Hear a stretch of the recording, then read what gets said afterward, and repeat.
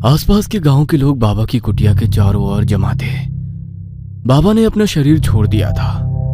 उनके सामान में बस एक लोहे का बक्सा था जिसे वे पिछले 45 वर्षों से अपने साथ ही रखते थे। बाबा के जाने के बाद उनके शिष्य ने वो बक्सा खोलकर देखा तो वहां पर खड़े लोगों के होश उड़ गए। बक्से में एक खोपड़ी रखी हुई थी जो ना तो किसी इंसान की लग रही थी ना ही किसी जानवर की। उस खोपड़ी का जबड़ा किसी भेड़िए जैसा था और पीछे का कपाल इंसान जैसा। 20 साल पहले अपने बीमार बेटे के शिथिल पड़ चुके शरीर को जमीन पर लिटाकर वो हाथ जोड़कर जोर जोर से रो रही थी। अब बस आपका ही सहारा है, कुछ कीजिए, नहीं तो मेरा बेटा मुझे छोड़कर चला जाएगा। देखो, इसे शहर ले जाकर किसी भले डॉक्टर को दिखाओ। यहाँ जंगलों में भटकने से ये ठीक नहीं होगा। डॉक्टर तो कह चुके हैं कि इसका अंतिम संस्कार का समय आ गया है, किंतु मैं अपने बेटे को किसी भी कीमत पर जाने नहीं दूंगी। आप चाहे जो ले लो, लेकिन मेरे बेटे को बचा लो बाबा। देखो, जिस विद्या की तुम बात कर रही हो, मैं बरसों पहले उसे छोड़ चुका हूँ। अपने गुरु के सामने प्रतिज्ञा ली है मैंने, मुझसे ये काम नहीं होगा। तो ठीक है, फिर मैं भी अपनी जान दे दूंगी। इतना कहकर उसने कटार उठाई और अपनी गर्दन पर लगा दी। ठहरो, ठीक है, मैं तुम्हारी मदद करने के लिए तैयार हूँ, किंतु तेरे बेटे के पास समय बहुत कम है।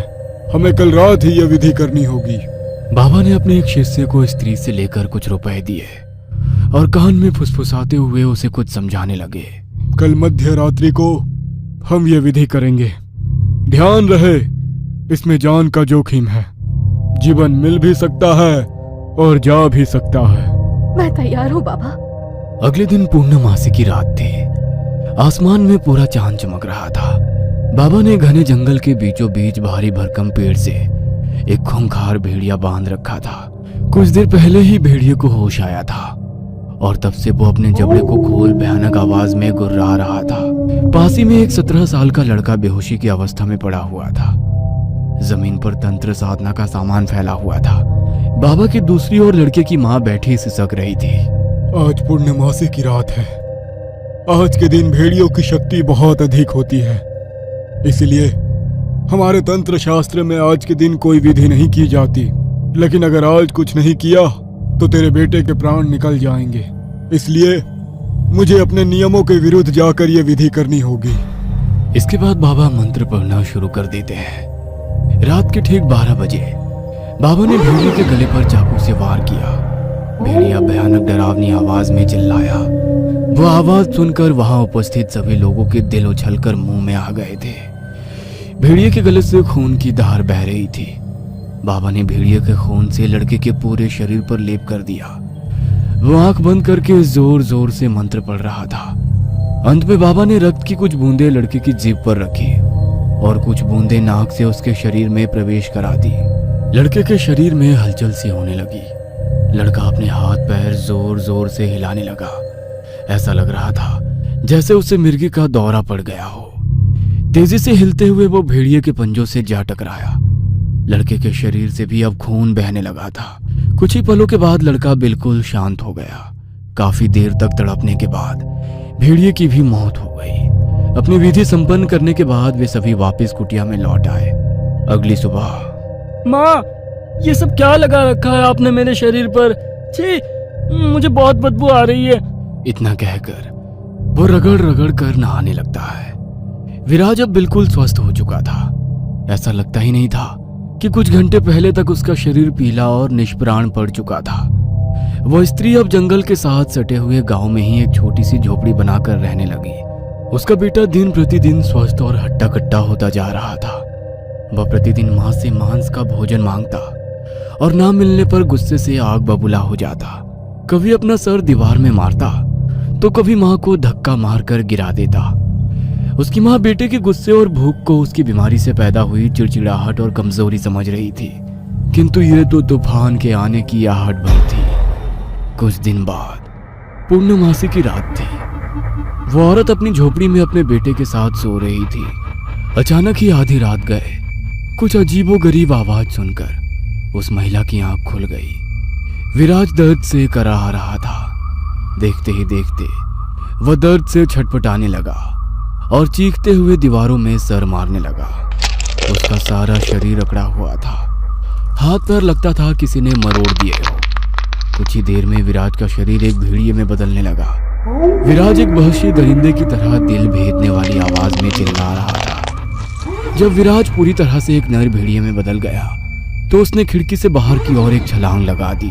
हे भगवान, ये क्या हो गया मेरे बेटे को? मुझे अभी भी अपनी आंखों पर भरोसा नहीं हो रहा है। अगर मैंने किसी को भी ये बात बताई तो वे लोग मेरे बेटे को मार डालेंगे। अब मैं क्या करूं? विराज को जोरों की भूख लगी थी। मांस की गंध सूंघते हुए वो कुछ दूरी पर घर के बाहर सो रहे कुत्ते पर झपट पड़ा। विराज ने अपने बड़े बड़े नाखूनों से कुत्ते के शरीर के टुकड़े टुकड़े कर दिए और बड़े शौक से उसे चबा चबा कर खाने लगा। कुछ देर बाद वो चबा हुआ मांस अपने मुंह में दबाकर अपने घर लौट आया। अगली सुबह विराज के पूरे घर से मांस की दुर्गंध आ रही थी। घर के आंगन से लेकर कमरे तक हर तरफ खून और मांस के टुकड़े बिखरे हुए थे, जिन पर असंख्य मक्खियां भिनभिना रही थी। विमला, ये कैसी गंदी बदबू आ रही है तेरे घर से। लगता है बिल्ली ने कोई खरगोश मार दिया है। मैं सफाई कर देती हूँ। अगला 1 महीना शांति से बीत गया। विमला मन ही मन बहुत खुश थी। उसे लग रहा था शायद उसका बेटा ठीक हो गया, किंतु ये तूफान से पहले की शांति थी। आज फिर पूर्णमासी की रात थी। आधी रात को ठीक 12 बजे विराज दर्द से छटपटाने लगा। कुछ ही देर में वो एक विशाल नर भेड़िए में बदल गया। अपने घर से बाहर आकर वो शिकार की तलाश करने लगा और जंगल में गुरुजी के आश्रम जा पहुंचा। वहां पहुंचकर उसने कुटिया के बाहर सो रहे एक शिष्य पर हमला कर दिया। भेड़िए ने अपने तलवार से भी ज्यादा तेज पंजों से एक ही बार में उसका सीना चीर दिया। शिष्य के सीने से खून बहकर जमीन पर फैल गया। बहते खून को देखकर वह जमीन पर लेटकर उसे दरिंदे की तरह चाटने लगा। इसके बाद भेड़िए ने अपने शिकार का हाथ उखाड़कर दूर फेंक दिया। वो अपने शिकार का मांस नोच नोच कर खा रहा था। भेड़िए की आवाज सुनकर आश्रम में सो रहे दूसरे शिष्य की नींद टूट गई। वो बाहर निकला तो उसने एक विशाल नर भेड़िए को मांस नोचता देखा। ये कैसे हो सकता है? नर भेड़िए के विषय में तो बस कहानियों में ही सुना था। हमारे जंगल में अचानक नर भेड़िया कैसे आ गया? गुरुजी को ये बात बतानी होगी। शिष्य दौड़ता हुआ बाबा के पास गया। बाबा, कुंदन को नर भेड़िए ने खा लिया। वो हम में से किसी को नहीं छोड़ेगा, सबको मार डालेगा। क्या? नर भेड़िया? हाँ बाबा, 2 पैरों पर चलने वाला 8 फीट ऊंचा नर भेड़िया। वो इतना भयानक है कि मेरे अभी तक हाथ पैर कांप रहे हैं। वो नहीं छोड़ेगा, किसी को नहीं छोड़ेगा। जिस बात का मुझे डर था वही हुआ। ये नर भेड़िया कोई और नहीं, विराज है। कुछ नहीं होगा, मैं जरूर कोई ना कोई हल निकालूंगा। अगली सुबह मैं हिमालय पर अपने गुरु से इस समस्या का समाधान पूछने जा रहा हूँ। अगर मैं पूर्णमासी तक लौट कर ना आ सकूं तो उसे रात के 12 बजे से पहले रस्सियों से बांध देना, ताकि वो किसी का शिकार ना कर सके। समझ गया बाबा? बाबा अपने गुरुजी से मिलने लंबी यात्रा पर निकल गए। इधर धीरे धीरे पूर्णमासी नजदीक आ रही थी। जब पूर्णमासी के दिन तक भी बाबा लौटकर नहीं आए तो बाबा के 2 शिष्य उसे पकड़कर आश्रम ले आए और रस्सियों से बांध दिया। धीरे धीरे रात घिर रही थी।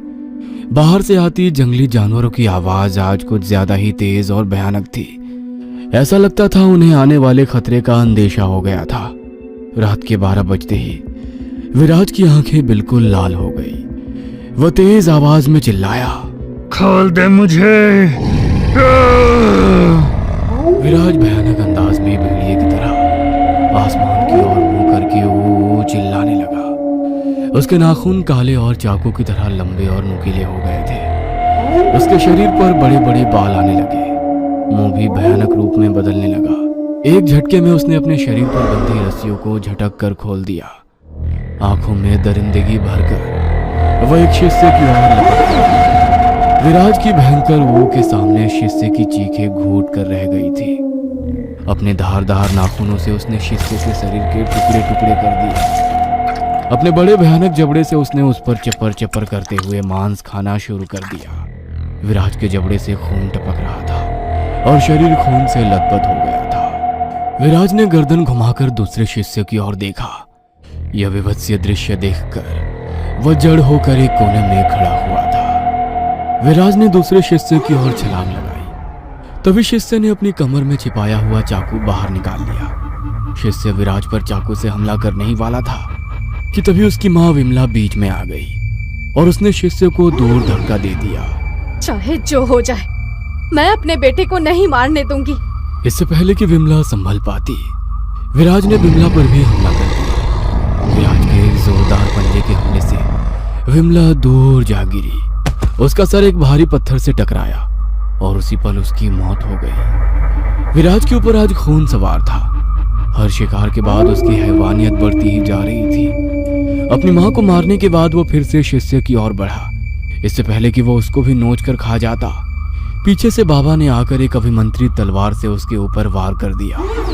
भेड़िए के शरीर से खून बहने लगा। शिष्य को छोड़कर गुर्राते हुए वो बाबा की ओर झपट पड़ा। सही समय पर बाबा अपनी जगह से हट गए, लेकिन तब भी भेड़िए का नुकीला पंजा उनके पैरों में धंस गया था। भेड़िया फिर से 2 कदम पीछे हटा और उसने बाबा पर छलांग लगा दी, लेकिन इस बार बाबा ने कोई चूक ना करते हुए तलवार ठीक उसके दिल में घोंप दी। भेड़िया चिंगाड़ता हुआ जमीन पर गिर गया। बाबा ने आव देखा ना था, झट से एक के बाद उसके सीने पर कई वार कर दिए और उसकी गर्दन धड़ से अलग कर दी। नर भेड़िए का अंत हो चुका था। बाबा को भी समझ आ गया था कि उनके गुरुजी ने क्यों उन्हें ये विद्या उपयोग ना करने का प्रण दिलवाया था। अपनी गलती को जीवन भर याद रखने के लिए उन्होंने इस नर भेड़िए का सर बक्से में बंद करके अपने पास रख लिया। बाबा अपना आश्रम छोड़कर हिमालय में बस गए और तभी से उनका बंद बक्सा एक राज बना हुआ था। वो राज आज 45 वर्षों बाद खुल गया।